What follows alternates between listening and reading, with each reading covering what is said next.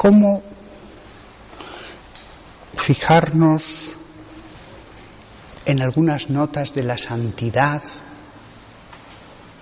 cuando es un tema del que tantas veces hemos hablado, cómo decir algo nuevo, fresco sobre la santidad.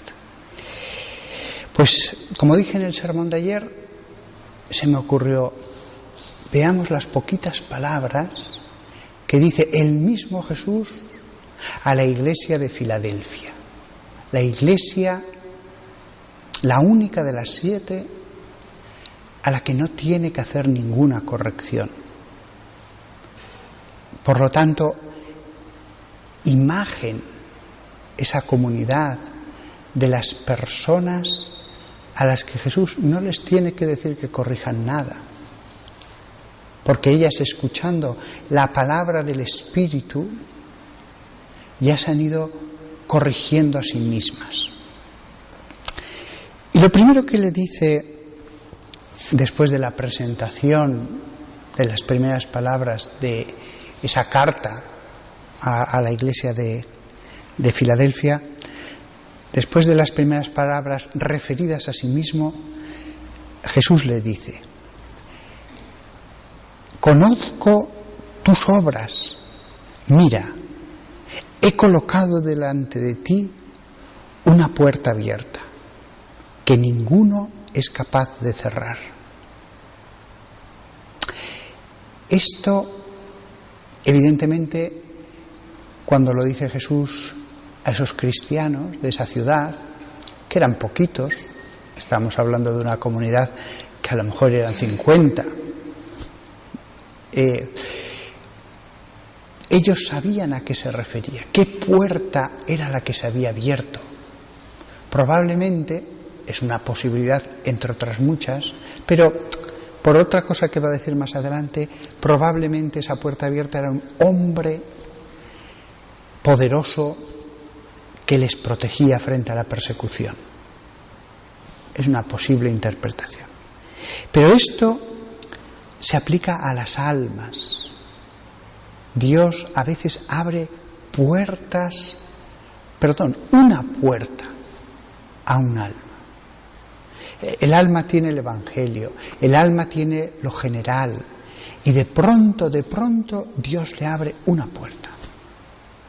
En el caso de Santa Beatriz, pues a lo mejor fue: quiero tu vida consagrada en esta espiritualidad, en este camino, de este modo. La puerta es algo por lo que uno entra a un lugar, a un modo de vida, a una serie de acciones, y va penetrando cada vez más hacia su interior. Esto que es válido para Santa Beatriz, y lo fue válido para San Francisco y para Santa Úrsula, patrona de este convento, es válido para cada persona que emprende la vida de perfección, de oración, de querer seguir a Jesús de un modo sin reservas. Va siguiendo su camino general, va siguiendo los consejos generales, y de pronto Dios le abre una puerta. Es como si le dijera: entra por aquí, entra por aquí. Es curioso, Jesús es el camino, y es el camino general, es el camino por el que todos andamos. Y yendo por ese camino, de pronto hay una puerta que antes no estaba, y que es una puerta dada por Dios, es decir, quiero que entres por aquí. Tenemos que estar muy atentos a este aspecto, no las personas normales y corrientes que se mueven en el campo de los mandamientos, en el campo de qué es lo mínimo que tengo que hacer para salvarme. Ellos tienen el camino, que es grandioso, pero si siguen ese camino con todo su corazón, el camino a veces se transforma en puerta, en una puerta concreta para ti. Esto es una cosa preciosa. Todos podemos experimentar que Dios nos abre una puerta. Todos hemos tenido la experiencia, una o muchas veces, de que en un momento dado de la vida, de ese camino, ahora se abre otra puerta. Ahora se abre esta otra puerta. Y nadie la puede cerrar. No importa cuando Dios quiere eso, el director espiritual que uno tenga, las circunstancias, las lecturas. Dios es Señor. Y lo que Él abre, nadie lo puede cerrar. Después, fijaos qué bonito. Conozco tus obras. Lo dice no en tono amenazador, lo dice en el tono más amoroso posible. Conozco tus obras. Es cierto que la persona que esté sin ninguna obra, que haya sido un pecador toda la vida, borracho, pegó a su mujer, mintió, por la fe se puede salvar. Dios mío, perdóname. Incluso recibir un sacramento. Pero incluso sin sacramentos, por la pura fe, Señor, creo en ti, perdóname. Por la fe sin obras se puede salvar. Pero no es lo mismo, ni será lo mismo la eternidad que aquel que Jesús le dice, conozco tus obras. Después, la siguiente palabra que dice es, mira, he abierto una puerta. Es decir, mira, estate atento, fíjate, discierne, llévala a la oración, que te abro puertas, que te digo otras cosas, que hago cambios en tu vida, que harán cambios en tu alma, en tu amor hacia mí, en esas obras. La siguiente cosa que le dice Jesús a la iglesia de Filadelfia, y se lo dice a cada alma santa: sé que no tienes sino poco poder, y sin embargo has guardado mi palabra y no has negado mi nombre. Poco poder tenía esa comunidad de 50 miembros, quizás 100, no muchos más, probablemente más bien eran 50, porque era una ciudad que no era excesivamente grande. Tenían muy poco poder. Y sin embargo, y lo dice Jesús, y sin embargo, has guardado mi palabra. En mitad de la debilidad, en mitad de la persecución, de los problemas, podemos ser comprensivos con nosotros mismos y decir, bueno, Dios es muy comprensivo y muy bueno y me comprenderá, y no soy fiel. Pero no es lo mismo recibir la comprensión de Dios que el agradecimiento de Dios. Y sin embargo, has guardado mi palabra y no has negado mi nombre. Por eso decía que la puerta probablemente se trataba de que Dios pone una persona que dice, no sigáis persiguiéndolo, se constituye en protector, porque esto demuestra que ha habido una persecución. Dice Jesús, haré de aquellos de la sinagoga de Satán, que dicen que son judíos, pero no lo son, sino que están mintiendo, y haré que vengan y se inclinen delante de tus pies, y ellos aprenderán que te he amado.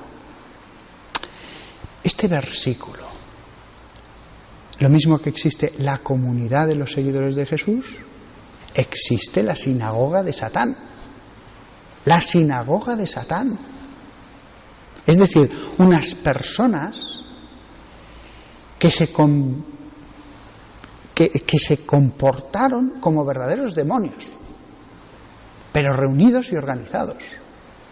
Evidentemente esto está hablando de una persecución, porque hicieron las obras de Satanás. Esto vale lo mismo que digo la carta a la comunidad para la Iglesia y los santos, cada santo, esto vale también para las personas. Si a estos les dice esas palabras tan duras Dios, también Dios le puede decir a alguno, tú eres un demonio. Lo puede decir, tú eres un demonio. Dios es muy comprensivo, pero cada uno recibe ya en esta vida según sus obras. Ya aquí en esta vida hay una justicia invisible, aunque uno tenga salud, dinero y todo, pero el pecado conlleva dolor y sufrimiento. Y tenemos a los santos y tenemos a la sinagoga de Satanás. Esta sinagoga de Satanás a veces ha sido el comunismo en Rusia, viendo cómo torturaban, mataban, profanaban iglesias. Otras veces han sido al revés, dictaduras de extrema derecha que han hecho mucho daño. Otras veces ha sido la masonería. Otras veces tienen muchos nombres. La sinagoga de Satanás. Ninguna se llama sinagoga de Satanás, ninguna tiene un letrero que ponga sinagoga de Satanás. Pero Dios diría, estos se reúnen como verdaderos demonios para hacer las obras de los demonios, no ya el mal personal de cada uno, sino el mal organizado, conjunto, programado. Haré que esos de la sinagoga de Satán vengan y se inclinen ante tus pies. Esto lo hemos visto tantas veces en la historia. Los perseguidores de pronto son los perseguidos. En este caso queda claro por este versículo que la justicia romana, Filadelfia estaba en una provincia romana, iba a tomar cartas en el asunto, y de pronto estos, que en realidad eran judíos, iban a tener miedo de ser castigados y se iban a humillar. ¿Cuántas veces ha ocurrido esto en la historia? ¿Cuántas veces? Pero incluso en nuestro mismo país, ¿cuántas? Que dicen que son judíos pero no lo son. Jesús dice esto como diciendo, si realmente fueran judíos no harían esto. Si realmente ellos fueran hijos de la antigua alianza no harían esto. Son judíos en el cuerpo, pero no son en el espíritu. Aquí vienen las palabras justas de Jesús en otro momento, cuando entonces dice, si fuerais hijos de Abraham, y después les dice más adelante, cuando ellos dicen que de ningún modo, etc., dice, pero hacéis las obras de vuestro padre, el diablo. Fijaos, el paralelismo es perfecto. Hijos de Abraham, no, hijos del diablo. También ahora, en el 2017, no hay una, hay varias sinagogas de Satán repartidas y que no son de una sola ideología, mentalidad, son variadas cuanto variado es el mundo. Pero Dios humilla al que quiere. Siempre no. En este caso se humillarán. En el caso de Jesús lo matarán. No siempre el triunfo sucede en la tierra, porque el triunfo en la tierra es muy limitado. Ya que estamos hablando de los santos en la fiesta de hoy de Santa Beatriz, ¿cuántos santos han visto cómo sus perseguidores espiritualmente se inclinaban ante sus pies? ¿Cuántas veces? ¿Cuántas? Y ellos aprenderán que yo te he amado. Reconoce que estos hombres lo aprenderán. Lo tendrán que aprender. Usa esa palabra, aprender. El que se humilla es exaltado y el que se exalta a sí mismo es humillado. Y vuelve a dirigirse a Jesús otra vez con esta palabra: porque tú has guardado mi palabra de paciente resistencia. Guardar la palabra de paciente resistencia. Resistir, la paciencia, no es lo mismo que hacer una obra virtuosa. No es lo mismo una que la paciente resistencia. Eso es más duro. Hay personas que en un momento dado pueden hacer algo grande, pero no van a resistir.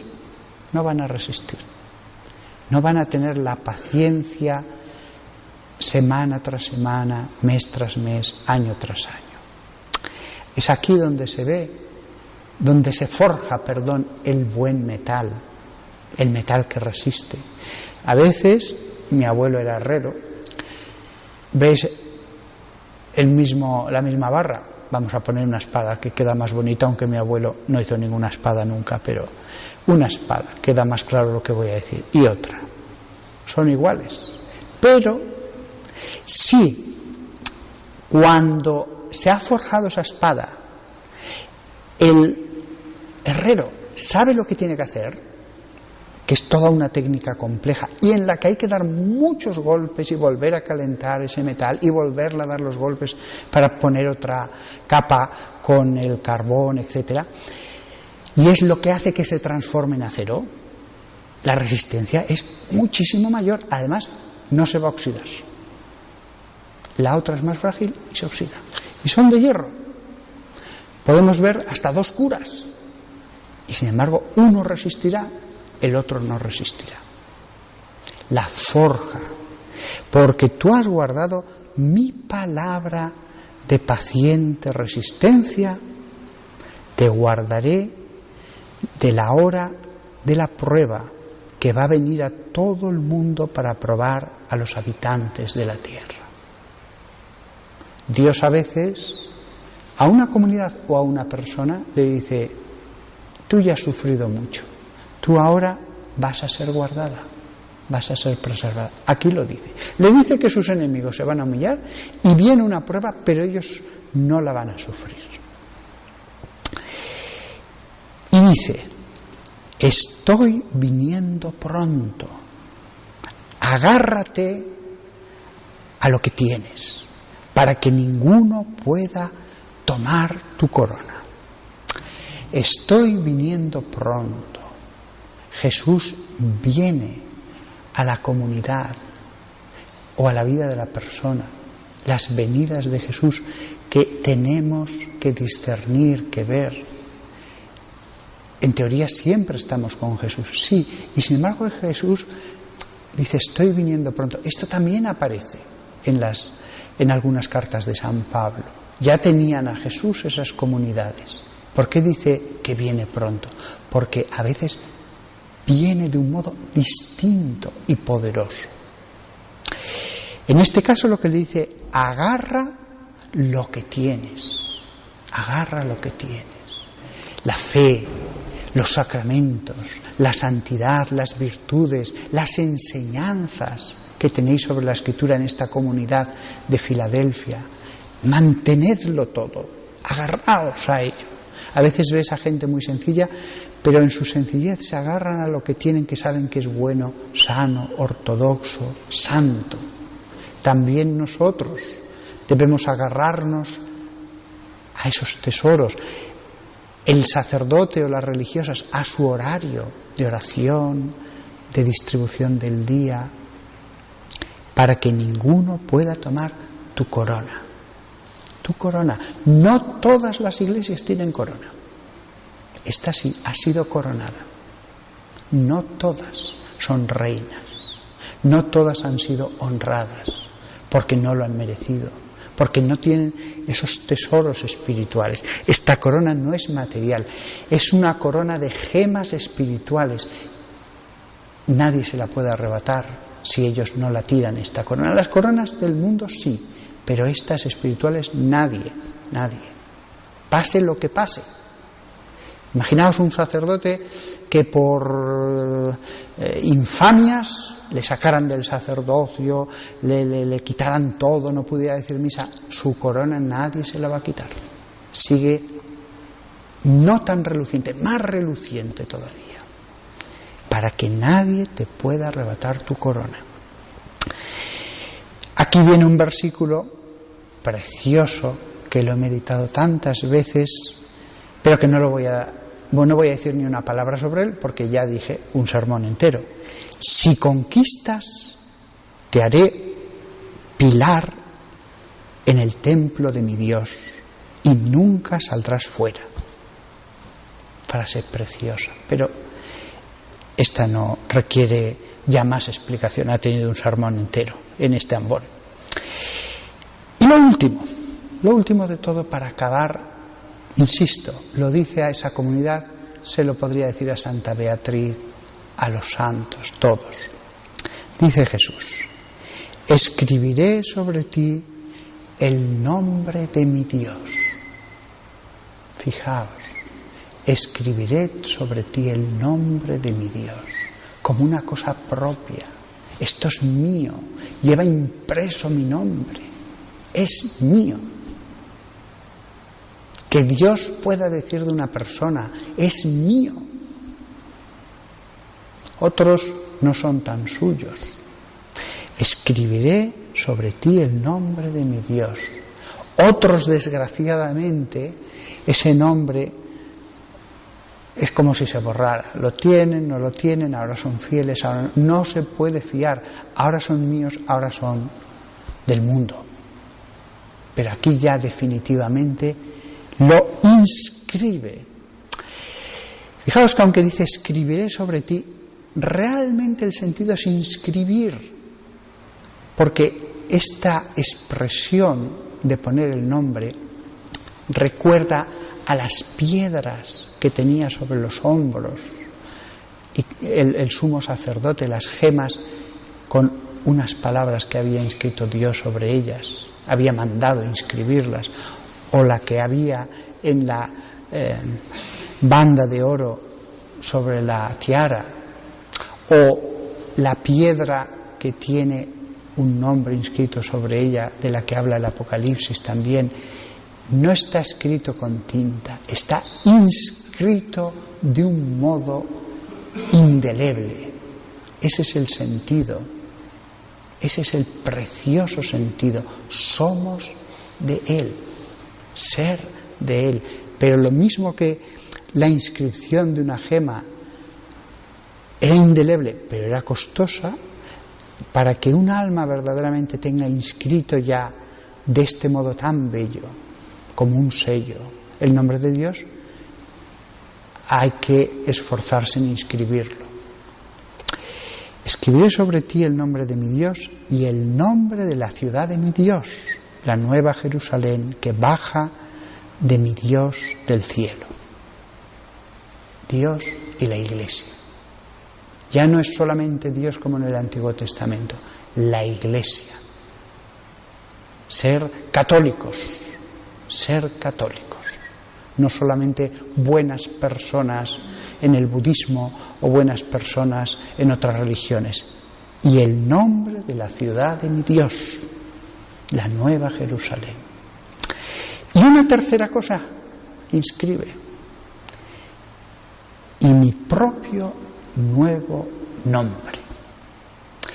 Es decir, Dios, Jesús en este caso, que es el que escribe la carta, le dará a ese santo o a esa persona devota, no hablo de los más santos de la historia, gente como la que estáis aquí, hay gente santa, un nombre nuevo, le daré un nombre nuevo, el nombre que Dios quiera. Este es el sentido, el ser algo nuevo, por el que Dios en el Antiguo Testamento decía: a partir de ahora te llamarás, y le da un nombre nuevo. Y por eso a Pedro le dice: Simón, hijo de Jonás, a partir de ahora te llamarás Cefas, Kefas, piedra. Por eso también las religiosas toman un nombre nuevo, o el Papa, porque desde ese momento debe producirse una transformación. Ya no es que sean la misma persona con algunos cambios, deben ser seres completamente nuevos, un nuevo nacimiento. Entrar en un convento es tan nuevo nacimiento que se pone un nombre nuevo, para que quede más claro. Las vestiduras son nuevas, los horarios son nuevos, el lugar donde uno vive cambia. Fijaos, escribiré sobre ti el nombre de mi Dios y el nombre de la ciudad de mi Dios y mi propio nuevo nombre. Esto es lo último que se aplica a esa iglesia, que se aplica a la santa que hoy celebramos, a la fundadora, pero que se puede decir de cada una de las religiosas que están aquí. Porque a poco que sigan la regla y que pues ya se transforman en santas. Sé que algunas dirán, no, que tenemos defectos. Pajas sobre el mármol, pajas sobre el mármol. Esto es lo último que dice a esa iglesia, que representan a todas las iglesias y a las almas. Y es precioso. Fijaos, la puerta que se abre, en este caso la puerta consagrada para las religiosas, de la consagración, tuvo la paciente resistencia, se aferró a lo que tenía de bueno, se convirtió en un pilar, recibió sobre su cabeza una corona espiritual, recibió 3 nombres santos, incluido el tercero es un nombre santo, el que da Dios al alma santa. Y una última cosa sí que se dice en esta carta, que es el broche final. Cualquiera que tenga un oído, que escuche lo que el Espíritu está diciendo a las iglesias. Es decir, Dios nos está hablando si escuchamos. Dios nos está hablando si escuchamos. Incluso por la comunión de los santos, Santa Beatriz habla en la oración. Si una monja en silencio se pone a hablar con ella, cuando quiera Santa Beatriz inspirará, hará entender, a veces callará porque dirá, bueno, te lo voy a hacer entender a través de un sermón o a través de un versículo de la Biblia. El que tenga un oído, que escuche lo que el Espíritu está diciendo a las iglesias. Pero no solamente el Espíritu, Santa Beatriz, San Juan Bautista, María, San José. Yo os aseguro que una cosa que vivo muchísimo es la comunión de los santos. Y me los imagino muchísimas veces allí, al fondo, escuchando la misa. Si son los apóstoles o un papa o tal, pues a veces me los imagino alrededor del altar y a los ángeles. Es que tenga un oído que escuche, que Dios está hablando, que escuche lo que dice el verbo griego, lo que está diciendo. No dice lo que ha dicho, que escuche lo que está diciendo. No solamente en presente, sino un presente que implica continuidad. Fijaos qué maravilla. Hasta podemos tener la seguridad de que Dios está hablando a través de este pobre predicador. Es el broche final para esta preciosa carta sobre la santidad. Que Santa Beatriz, San Francisco, Santa Úrsula, todas las santas religiosas que han vivido en esta santa casa, nos acompañen hoy alrededor del altar y nos inspiren para que seamos santificados, como decíamos ayer, con el que es santo y verdadero, que dice la carta al principio. El que es santo va a estar en medio de nosotros tras la transustanciación.